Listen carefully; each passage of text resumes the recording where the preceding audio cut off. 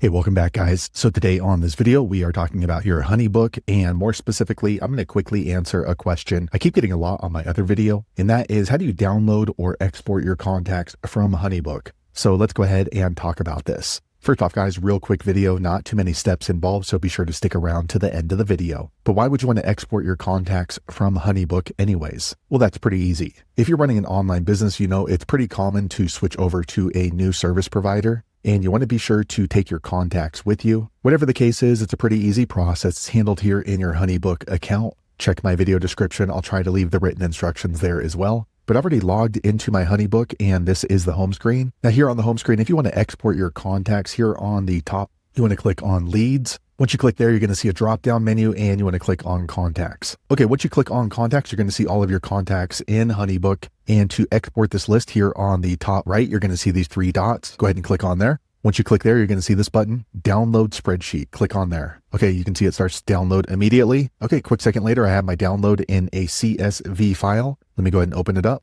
Okay, quick second later, the CSV file opens up, and as you can see, it includes a lot of data. So let me go ahead and scroll over. Okay, you can see it shows any kind of notes, the date created, status, type. I mean, just a lot of information that was in your HoneyBook. So there you have it, guys. If you're wondering how to download or export your contacts from HoneyBook, that's the easiest way I know how to do it. If you know an easier way, be sure to leave a comment below. Let the rest of us know how you did it. Hopefully you found that video useful. If so, click thumbs up, or maybe consider subscribing to my channel, and I hope to see you on the next video. Thanks again for watching.